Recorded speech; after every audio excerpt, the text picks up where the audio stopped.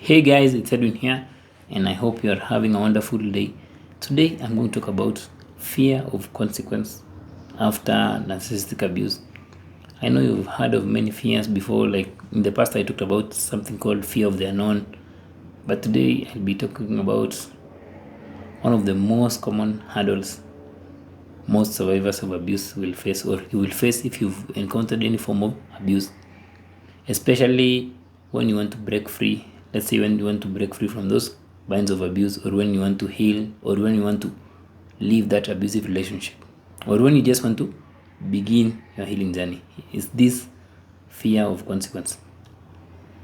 This fear actually can be so paralyzing that it keeps you stuck in a loop of formulating, you are formulating the worst case scenarios which will happen if you do ABCD, like the worst case scenario which will happen if you leave. So the fear of consequence is what mostly stops us from making those tough decisions. It's what makes us from taking those positive or tough or life-changing actions in our lives. And we may even it may even cripple us from following through with what our hearts desire. It stops us from doing things that may be considered inappropriate or wrong. Case in point, like let's say divorcing or leaving that relationship, it's considered wrong.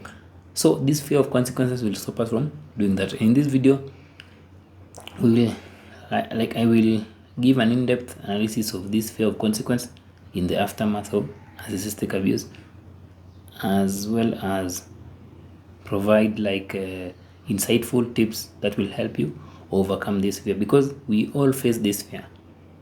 Like for example, let's say my fear of consequence can be like, if I don't make these videos, I will not get clients, you see, or if I don't do this, that will happen. So this fear is paralyzing. So let's first talk about the element of paralysis of this fear. So the fear of consequence actually keeps us, or keeps our minds fixated on various scenarios that could happen if we take action.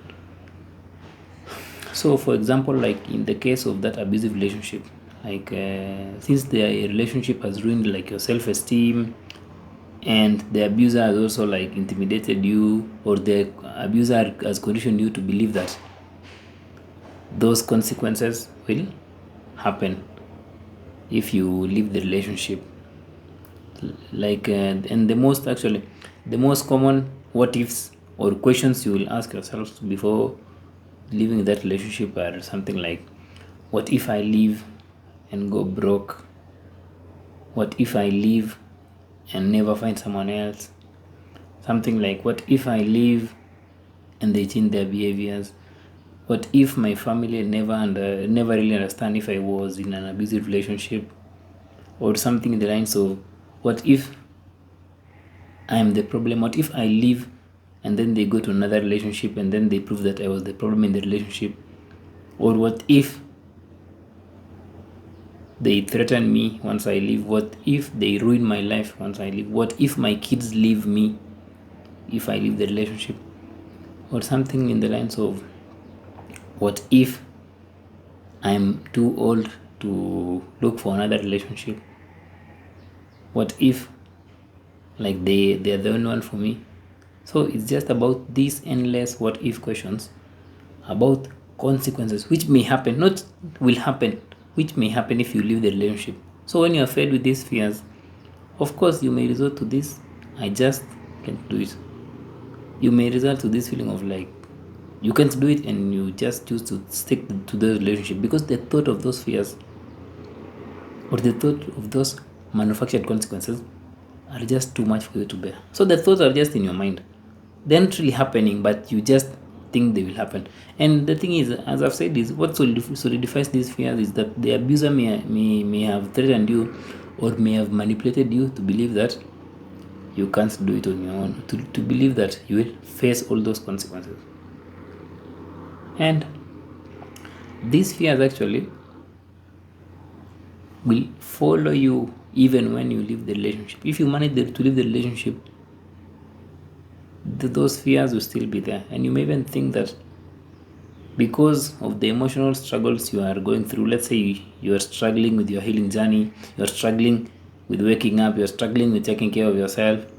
You may even feel that the consequences you feared are coming to light. That's what mostly happens, because life after living an abusive relationship without healing is more of like a self-fulfilling prophecy of your worst fears coming to light. For example, like, you may feel that your loneliness is direct evidence of the fear of ending up alone you had while you were in the relationship. So you feel that you are living those consequences after you leave the relationship. Hope that makes sense. So let's first understand this. Like, fear always breeds fear. Like, when you live life in this state of fear, we develop more fear. I want you to look at this small analogy. I want you to imagine that there is this small fire burning, let's say in your house, and of course, if that fire is left unattended, the fire will grow into a blazing inferno. So your fear is that initial spark that ignites the fire, and each subsequent fear adds more fuel to it, making it burn brighter and stronger. So you fear the consequence, but that fear of fearing the consequence is also creating another fear. So if you've experienced any kind of abuse, your initial fear may stem from that past traumatic experience you endured. So unless you process that past traumatic experience or that fear, it stays with you and affects how you think and feel in the present moment. So when new fears come up, like fear of ending up alone, fear of not feeling good enough, or fear of trusting others, or fear of getting into a relationship, it adds more fear to that original fear, which makes it worse. So it's that original fear, those traumatic experiences are more like the fire that drives you crazy with infinite consequences. Like infinite consequences if you move from that relationship. And the more this fire grows stronger, actually, the more it becomes hard for you to contain it, because you just understand fire. If you don't contain it when it's still a small fire, it will be hard for you to contain it if it becomes bigger. It will even cripple your life and make you might even resign and give up. That's how this fear is crippling. That's why you always have to take those small steps to extinguish this fire before it grows further or before it grows bigger.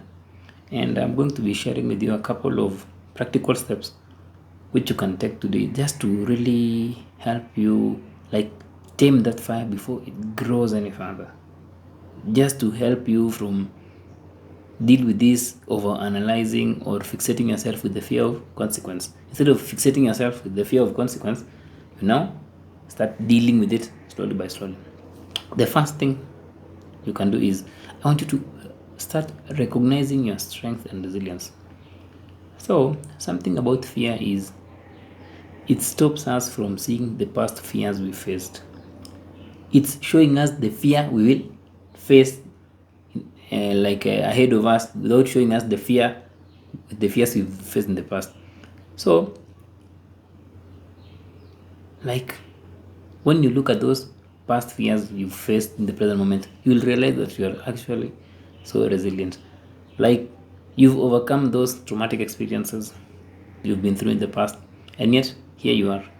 Of course, it's painful, but the fact that you are watching this video means that you've endured all those traumatic experiences. It might have been sexual abuse or any kind of abuse, but the fact that you are here means that you've overcome that fear.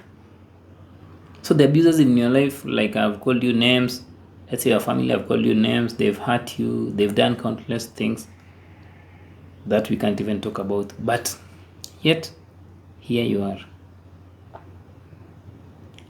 Like, you are more of like that resilient tree amid the storm. So sometimes you should just be proud of yourself and just affirm to yourself that you are still going to face those worst case scenarios your mind is feeding you with. You faced the worst, so what's coming ahead of you, you'll still face them. And the thing is, you may still be carrying those scars, those invisible and visible scars, but the fact that you are carrying them and the fact that you withstood those experiences just shows your resilience. And it shows that you will face those fears ahead of you. You will face those fears of leaving the relationship.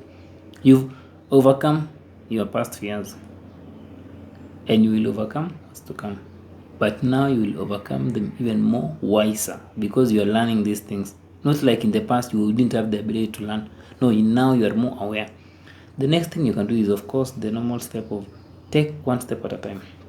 So instead of getting overwhelmed by those potential consequences, by those those fears which will come in future, like the fear of leaving the relationship, the fear of moving on after that discard, you can focus on taking those small, manageable steps. Because the smaller the step you're taking, the lesser the fear. Because if something is small, if I'm just to walk like for 100 meters, like there's not much fear because it's easy. Like, what's the consequence of taking that shower, or what's the consequence of that, of taking care of yourself, or what's the consequence of like eating those healthy meals? Like, what's the consequence of picking up that book, or what's the consequence of you saving a few bucks for yourself, or what's the consequence of doing yoga and exercising? Like, you break your journey, like your healing journey, into small actionable steps. When you break your journey into small actionable steps, it will allow you to be more present, and you will not be consumed by a lot of future consequences. You'll just be focusing on what you're doing now. If you are watching this, watch this fully. Write some notes. Go through it again. If you are taking a shower, take it fully. Because some of these future fears, we may never really have immediate answers. And even some immediate answers cannot address those fears. So by focusing on the immediate steps, you can slowly build your momentum and create positive change in your life. Yeah. So those are some of the two things you can do to cope. Aside from coping with those things, you can as well deal with your original fear. So, as I've mentioned before, is like fear breeds fear. And this means that you can go an extra mile in dealing with your fear of consequence by dealing with the original fear buried in the dark recesses of your mind, which is your traumatic experiences.